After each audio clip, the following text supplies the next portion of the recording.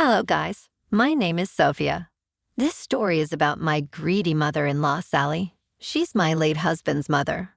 Although I don't like calling her that, she never deserved the title of a mother. If you think I'm being unfair about this, you need to hear my story. I met Jared when I was in college. We were in some same classes and hit it off from the very beginning. We had some common interests and hobbies that tied us together. Back then, we were both struggling. I had a daughter, Alice, from my teen years whose father terminated his rights. While my parents did help me out with her, I was working 2 jobs to get through college and take care of my child. It was a very difficult time, but I knew there was no other way. Jared also had financial troubles of his own. His mother kicked him out of the home when he turned 18. She told him that he is an adult now and should not expect any money from her again. Jared begged his mother to house him at least for a little while. What little money he had made from his teen years was actually taken away by Sally because she thought she deserved it for raising him. So Jared was penniless when he was kicked out. He had to also work 2 jobs to pay tuition and make some savings. Our joint troubles also brought us closer. Over time, we had to work hard to balance our relationship and responsibility. As a result, we became a strong pair and were admired by everyone. We graduated college, and I joined a job. Jared, on the other hand, wanted to start his own company. We sat down to think things over. While the strategies were great, money would be tight. So he decided to move in with his mom. She had been pestering him for money, and he agreed to pay her if she lets him live there. Things went south pretty quickly from there. While Jared was living there, I was rarely allowed to visit. Sally said, "My son is already low on cash. He doesn't have enough money to have a girlfriend, especially one that comes with a big burden." Excuse me, my daughter and I are not burdens. I earn and provide for my daughter by myself. That is exactly why I couldn't take in Jared even if I wanted to. Exactly. If you had adopted out your brat, I didn't need to have my son freeload on me. He would have been out of my hair. Mom, I don't freeload on you. I pay you a lot of money in rent and even take over your debts. It's not like you let me live for free. Besides, Alice is not a burden. Don't talk like that about a child. Why won't I? Children are burdens. Look at you, Jared. I thought I would be rid of you when you turn 18. Now you are here depleting my income. Stop talking to your son like that. He is literally paying to stay here. I deserve the money. I am his mother, and he needs to pay me back for raising him. This is just an example of what Sally was like when we were struggling. At times, I wanted to take Jared away from her clutches and keep him away from her toxic behavior. However, Jared didn't want to go. He said that even if he left, his mother still won't stop asking for money. His mental health was in shambles, and I was worried about him. This went on for a year before Jared finally gave in and moved in with me. I said, "Listen to me, Jared. You can't stay at your mom's anymore. You're going into depression, and I can see it. I know you are barely saving money for your business. I know you skip meals to make money. This has to stop. Move in with me. I want a Sophia, but I don't want to be a burden to you. I'm already shuffling jobs and struggling to invest in my business. I think I have to give up my dream." Absolutely not, Jared. Listen to me. Move in with me. I'll take a side job to help us. You don't have to pay anything. I'll cover the rent and everything. You just focus on your business, and you use your paycheck on it. After a lot of back and forth, Jared finally agreed. He moved in with me, much to Sally's disappointment. When Jared told her about moving out, she said, "Oh, so you're abandoning your mother to pay for Sophia and her brat. How could you do this to me? I am your blood. I gave birth to you, and you are betraying me. For people who aren't even your blood, Mom, even if you gave birth to me, you have failed as a parent. You never thought twice before financially abusing me and cutting off help when I turned 18. I've already wasted enough money on you. I should have seen you don't want me to succeed. Your stupid business will never become a reality just because I give you a house. You started to think you deserve everything in this world. Once you leave, it will teach you what it's like outside. Then I will throw you out when you come begging." Yes, That's what she thought of him. Sally thought Jared deserved to be shackled to her for life. However, I wasn't going to let that happen. I promised Jared I will help him succeed. After 2 years of immense struggle, Jared's business reached great heights. I won't reveal the name of the company, but he did make it big. Meet Jared and Alice also became closer and developed a strong bond. Alice especially formed a strong bond with Jared. She looked up to him and considered him family. Jared also embraced Alice as his own child. Once we were settled enough with a good nest egg, he proposed to me. He told Alice that he wanted to adopt her. Alice, who never had a father figure, was already considering Jared as her dad. So the adoption took place soon, and we got married a year later. When Jared informed Sally about the engagement and adoption, she said, No, you can't marry Sophia. If you do, she needs to get rid of her brat's daughter. There is no way you are adopting her daughter. Why? What makes you think my daughter needs to go? You have some nerve to expect me to abandon my daughter. Ma, I love Alice. She is my daughter at heart. All I want to do is make it legally true as well. There is no way I wanted to go away from us. She is not your blood. She is not a child and never will be.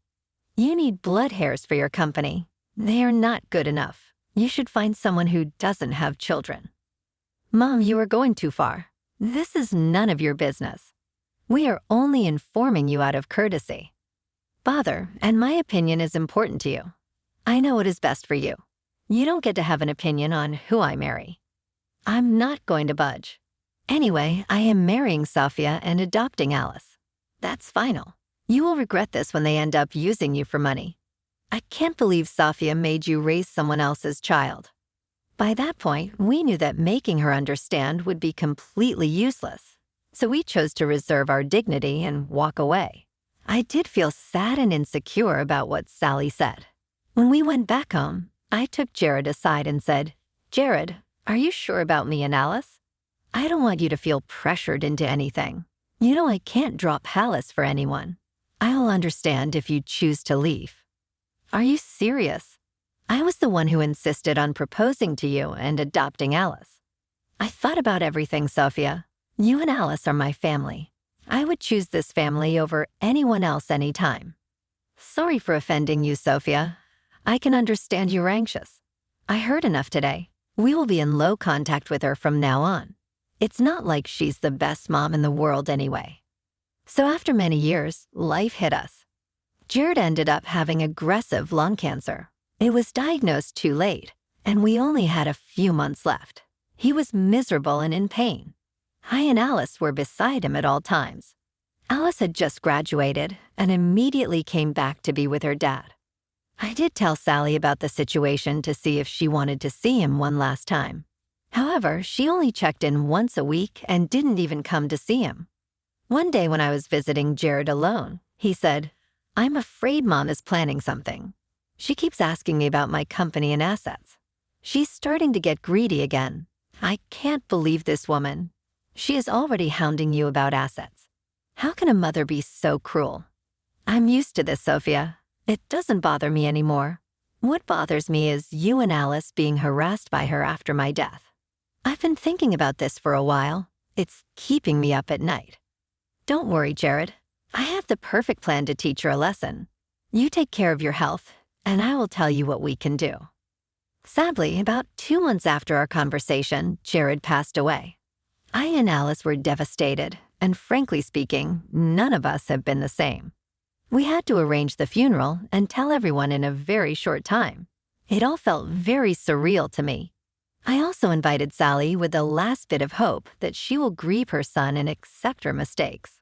She was his mother, after all. Sally did show up to the funeral. I thought she had finally come to her senses and was there to grieve for her son. However, her motives became very clear soon. She walked up to me and said, There you are, Sophia. Just so you know, I'm here to tell you that I will take over Jared's company. What are you talking about? Alice cannot inherit the company or his assets. She is a biological child. His company should go to someone who shares his blood. Only people from his bloodline deserve his company. You are a vile woman, Sally. Even if Alice is not his daughter, Jared loved her like his own. You don't get to come and disregard their relationship. Everyone knows how close they were. That happened only because you and your daughter brainwashed him. There is no way he loved Alice like his own. Blood always comes first. She should never get the company. Is that right, Sally? Then who should get all of his assets? Tell me I am Jared's mother. We share the same blood. It was I who worked hard to raise him. You two don't deserve anything. It was I who stood by him when he established his company.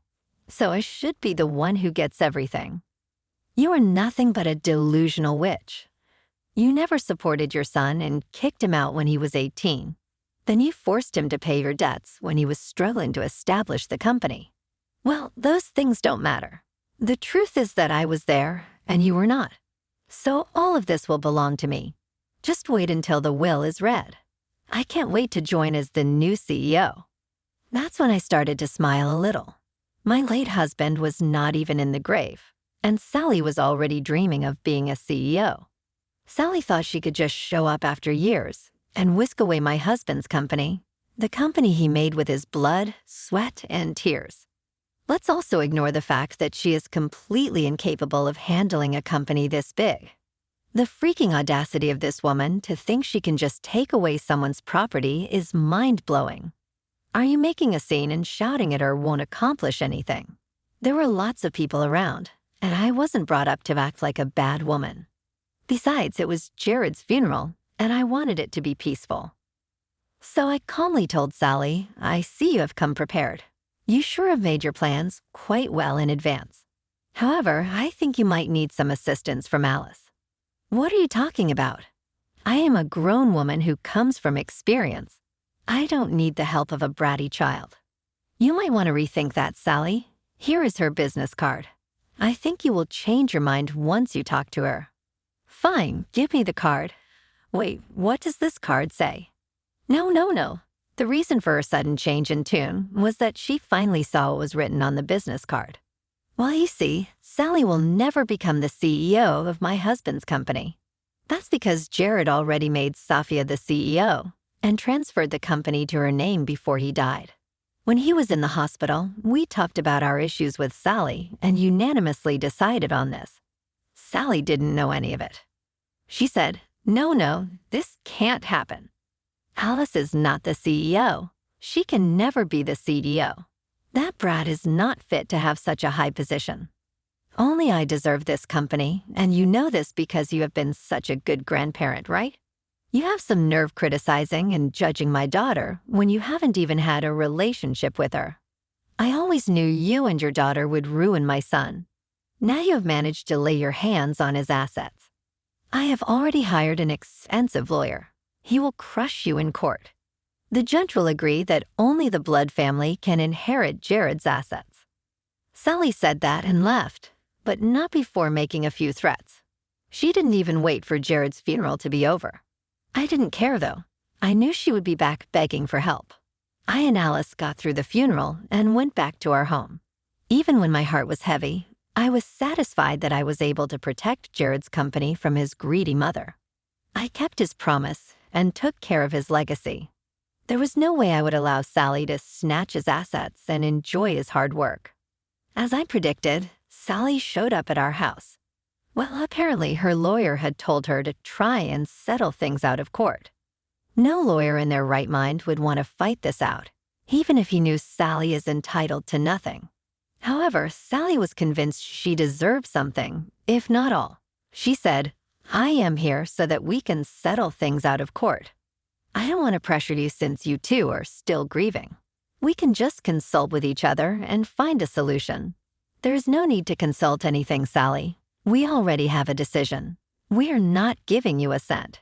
You can go through with the courts now. Now you have to think rationally. I already spent a lot of money on a lawyer. I simply can't afford to go to court. I'll go into debt. Please, just sign over something so that I can retire and have a comfortable life. I deserve this much for raising your father. You don't deserve anything, Sally. You're just a nasty old lady who wants lots of money. You never even visited Dad when he was withering away in pain. Now you have come begging for help. How can you say that? I am your grandmother. You cannot do this to me. Don't make me laugh, Sally. You always told me an adopted child or stepchild will never be your grandchild. We never had a relationship with your decision. You were no one to me. Now that you have your answer, I think it's time to leave. Don't ever think about pestering us again. Next time, we will call the police and press charges for harassment. I and Alice then kicked Sally out of the home. We didn't care where she went or who helped her.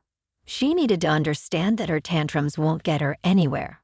The extended family refused to help her out as well. Her lawyer's fees were piling up, and she was getting ongoing debt. When the court date finally came, the judge laughed her out of court. She finally understood that she had no leg to stand on. Last I heard, Sally was back in her small town and barely getting by. It doesn't look like she will ever retire in this lifetime. Her decision to hire an expensive lawyer was stupid and reckless. She ended up losing her little savings to pay his fees. No one wants to keep in touch with her anymore. She's alone and miserable. Meanwhile, my daughter is prospering at the company. Everyone there already likes her since she is an intelligent girl. Since joining the office, she has moved in with her fiancé and is looking forward to a wedding next year. I, on the other hand, am trying to move on and stay strong for Alice. Losing Jared was hard, and I don't think I'll ever fully recover from this. However, I'll be here for my daughter and to keep the memories of Jared alive. I'm sure he is smiling down at us and having a good laugh about Sally's stupidity. Thank you so much for tuning in today. If you enjoyed this video, don't forget to give it a thumbs up and hit that subscribe button below. Your support means the world to me. I'll catch you in the next video. Bye for now.